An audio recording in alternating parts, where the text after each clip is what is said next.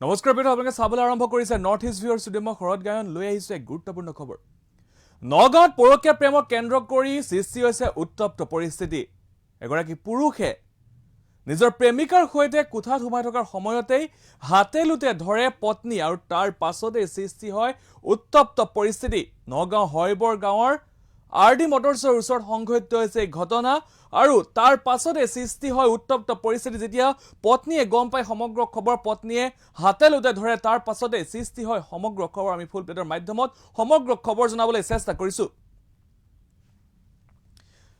পৰকীয়া প্ৰেমৰ বাবে সৃষ্টি হল উত্তপ্ত পৰিস্থিতি নগাঁৱত সৃষ্টি হৈছে উত্তপ্ত পৰিস্থিতি পৰকীয়া প্ৰেমক কেন্দ্ৰ কৰি সৃষ্টি হৈছিল উত্তপ্ত পৰিস্থিতি আৰু এগৰাকী পুৰুষে নিজৰ প্ৰেমিকাৰ সৈতে পত্নীক এৰি প্ৰেমিকাৰ সৈতে কোঠাত সোমাই থকাৰ সময়তে মহিলাগৰাকীয়ে নিজৰ পত্নীগৰাকী সেই প্ৰেমিকাৰ সৈতে হাতে লুতে ধৰিলে আৰু তাৰ পাছতেই এই ঘটনা সংঘটিত হয় আৰু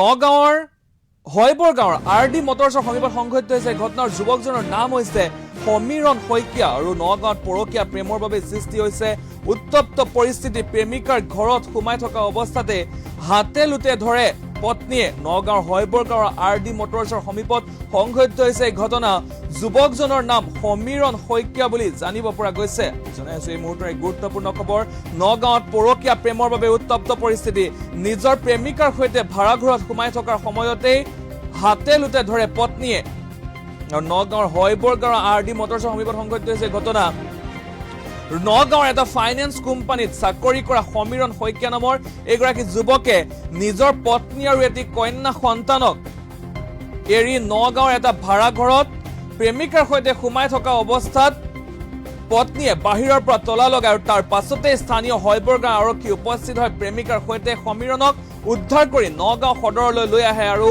উল্লেখযোগ্য যে যিগৰাকী যুৱক অৰ্থাৎ যি সমীৰণ শইকীয়া তেখেতৰ এগৰাকী 10 বছৰীয়া কন্যা সন্তান থকাৰ পাছতো কিন্তু প্ৰেমিকাৰো আছে স্বামী আৰু সন্তান এই ডাঙৰ খবৰ বুলি ক'ব লাগিব আৰু নিজৰ স্বামী আৰু সন্তান থকা পিছতো প্ৰেমিকাগৰাকীয়ে পুৰুষৰ এগৰাকী যিগৰাকী সমীৰণ শইকীয়াৰ লগত ৰুমত সোমাই আছিলে আৰু এটা ভাড়া ঘৰত কোঠাত সোমাই আছিলে আৰু তাৰ পাছতে যি পত্নী অৰ্থাৎ যি সমীৰণ শইকীয়াৰ যি পত্নী সেই পত্নীয়ে সেই যি হাতে লুতে ধৰাৰ তাৰ পাছতে সৃষ্টি হয় উত্তপ্ত পৰিস্থিতি আমি দৃশ্যাংশ দেখুৱাই আছো আপোনালোকক নিশাৰ ভাগত এনেধৰণৰ ঘটনা সংঘটিত হৈছে নগাঁও হয়বৰ গাঁৱৰ যি আৰডি মটৰছৰ ওচৰত সমীপত সংঘটিত হৈছে এই ঘটনা আৰু পৰকীয়া প্ৰেমৰ বাবে ঘটনা সংঘটিত হোৱা বুলি জানিব পৰা গৈছে আৰু নিজৰ পত্নী থকাৰ স্বত্তেও যি প্ৰেমিকা সেই প্ৰেমিকাৰ সৈতে ভাড়া ঘৰৰ কোঠাত সোমাই আছিল আৰু সোমাই থকাৰ সময়তে পত্নীয়ে আহি বাহিৰ ফালৰ পৰা তলা লগাই দিয়ে আৰু তাৰ পাছত আৰক্ষীক খবৰ দিয়ে আৰু তাৰ পাছতেই সমগ্ৰ উত্তপ্ত পৰিস্থিতি সৃষ্টি হয় ঘটনা সন্দৰ্ভত কিছু মন্তব্য আছে আমি সেই মন্তব্য শুনাই ল'ব বিচাৰিছো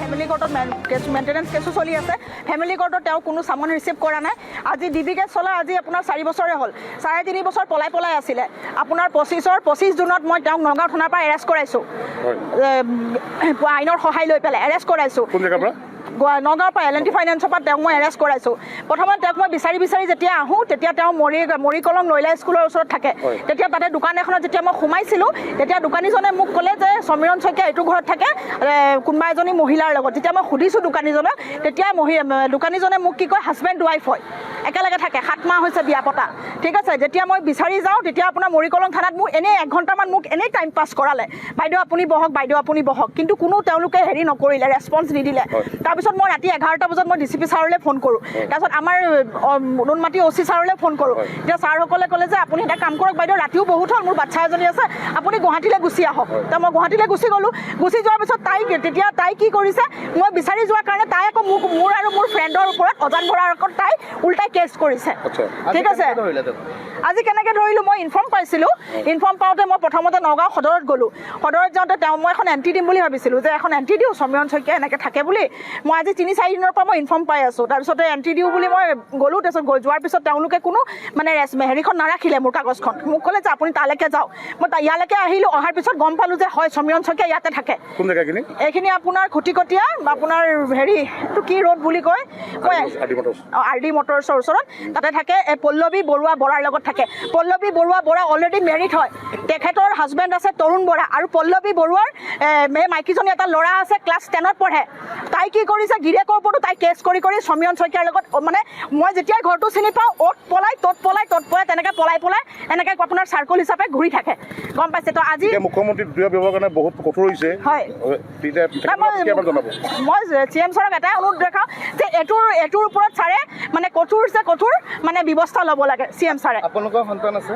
মোৰ ছোৱালী এজনী আছে, হয়, ক্লাছ 4ত পঢ়ে ছোৱালীজনী। এতিয়া কি ব্যৱস্থা গ্ৰহণ কৰিব আপোনালোকে? আইনী ব্যৱস্থা কি গ্ৰহণ কৰিব?